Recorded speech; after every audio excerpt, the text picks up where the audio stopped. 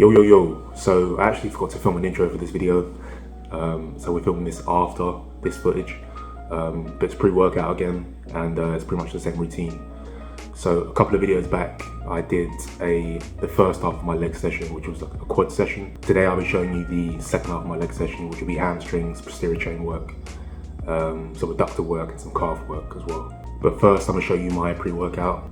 So the goal of any pre-workout is to have something that fuels your sessions, obviously, that digests easily, and something that doesn't sit in the stomach when you're training, especially when you're training legs as well. So cream of rice is perfect for that. So I'm going to have some cream of rice, some whey protein, some peanut butter, and the fats will help to kind of sustain the release of the carbs. In terms of portion sizes, I'm going to have about 80 grams of cream of rice, which will give me about 60 grams of carbs, 2 scoops of whey, which will give me about 44 grams of protein. I'm going to have about 60 grams of peanut butter, which is roughly about 2 tablespoons. That'll give me about 42 to 43 grams of fat. And this is a typical pre-workout for me when I'm training early in the morning. It tastes really good, and more importantly, it digests really well. So for anyone interested in the brands of cream of rice I use, I'll leave that down in the description box below, along with where I actually get it from as well. So we will get to the training footage now, and we'll have a little talk afterwards. See you in a bit.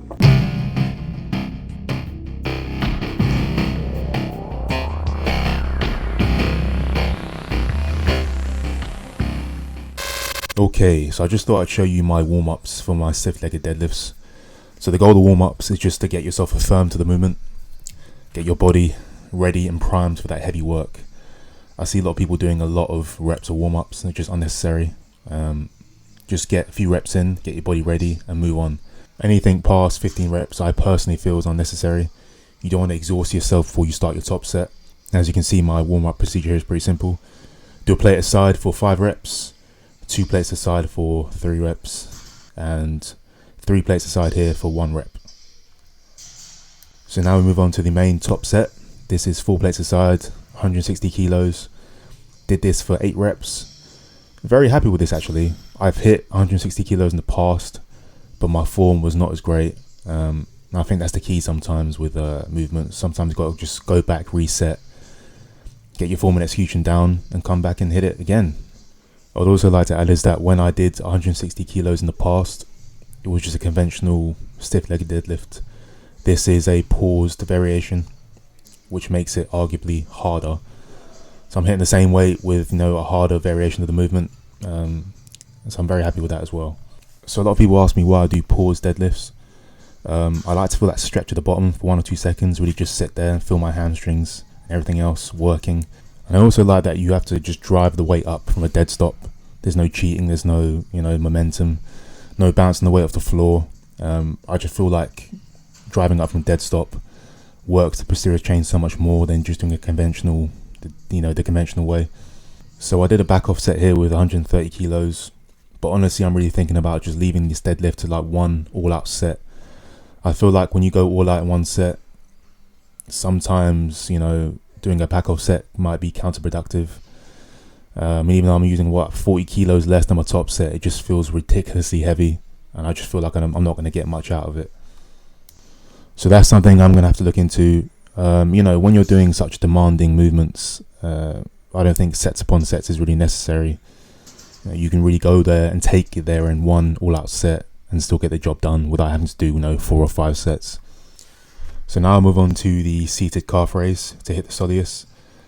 Now calves is something I've really struggled with over the years. Genetically it's not a very strong body part. I've tried loads of different ways to get them to grow. But I'd say honestly, like the last few months, they're probably the best they've ever been. So I think the key to growing calves, in my opinion, is to train it like you train any other body part. Hit it with enough weight, enough heavy weight. But I also think the key is to train the calves through a variety of rep ranges as well. So my top heavy set will be about 8 to 10 reps. I'll do a second set where I'll get between 15 to 20, and then my third set will be 30 plus, hit failure, and then I get about 10 pulse reps in there, or partial reps as some like to call them. The main goal here as well is just intensity, guys and girls. Really have to take those calves and really take it there. You can see the pain on my face, it's not pleasant, but they've been growing really well with this type of approach to my training. So calves along with side delts, biceps, triceps, I feel they can take a bit more beating, so you'll see me doing 3 sets here. So I thought I'd just show you how these partial reps work. So I hit failure on this set and do 10 kind of partial half reps. And as a result of this type of training, I've been able to just connect really well with my calves. You know, by the end of the set, the calves are just engorged with blood, pumped to oblivion. So now I move on to the standing calf raise to hit the gastrocnemius. Same setup here, you know, first set 8 to 10 reps, second set 15 to 20, and the third set 30 plus with 10 partials at the end. Another painful, intense set, but that's what's required. We're getting the work done and they're growing. Just wanted to touch quickly on foot placement when it comes to training calves. I know a lot of people like to try different angles out to hit different parts of the calf. I personally don't get too complicated with that. When I'm doing seated calf raises, standing calf raises, I just like to keep my toes straight ahead. I find that when I use a lot of weight and I start to angle my toes, it puts a lot of stress on my ankles. So I just keep it old school, toes straight ahead, and get to work. So now I move on to the adductor machine, not to be confused with the abductor machine. The adductor machine hits more of the glutes. This adductor machine hits that kind of muscle in between your legs. Another movement that's relatively new in my routine. I've only been doing these seriously for the past 2 years now, but I feel like it's been very beneficial, you know, in closing that gap in between my thighs. Back when I was competing in 2013, 14, 15, I was very basic in my training. I would have never done this movement back in the day, but I feel like if I was to ever compete again, you need to start looking at the finer details as well. So this is the Cybex adductor machine. Feels really good, feels great. The only downside of this machine though is that it's very light. So you can see me adding additional loading in the form of a 5 kilo plate. I try and keep the reps a bit higher with this, anywhere from 15 to 20. I know a lot of females like to almost stand up, put their hands on the machine and kind of just move all their body weight into the machine to move more weight. Not really into that. I just sit in the seat the way it's designed, lock myself in and let my adductors do all the work. So this might be the same case along with the stiff-legged deadlifts as well. I might have to bring this down to 1 working set.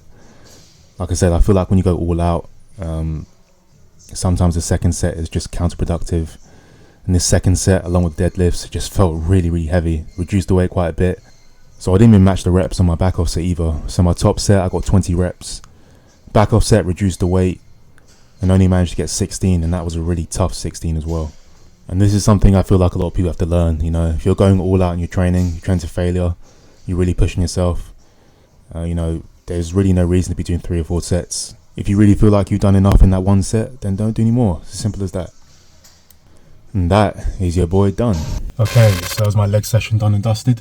That was my last one before my deload next week. So, you know, that the goal was there to really hit numbers and hit it hard, and we did that. So very happy with that session. I just want to touch on deadlifts and deadlift variations, and trying not to complicate things when it comes to those type of movements. People say, oh, do conventional deadlifts for back day and do Romanian and stiff-legged deadlifts for leg day, but the way I see it, they all kind of hit the same body parts. It's all about preference, really. When I'm doing a stiff-legged deadlift, I'm not necessarily thinking hamstring. I'm thinking, you know, posterior chain. So glutes, hamstrings, erectors, and upper back too. I just personally vibe more with stiff-legged deadlifts. So it's all about preference. Just find something that works well for you and works well for your structure, and something you know you can progress on, you know, consistently. I do think hip hinge deadlifts are essential for overall development. Like I said, it just thickens the whole posterior chain. From a competing standpoint, you know, when someone turns around from the back, you can really see the people who do deadlift heavy and the people who don't. So some type of variation of deadlift will always be in my routine all the time. And plus, I just really enjoy doing it as well. So remember, guys and girls, get your hip hinge deadlifts in. Like, comment, subscribe if you haven't already with notifications on. I hope you enjoyed the video, and I will see you in the next one. Now I'm going home to pass out for a couple of hours. See ya.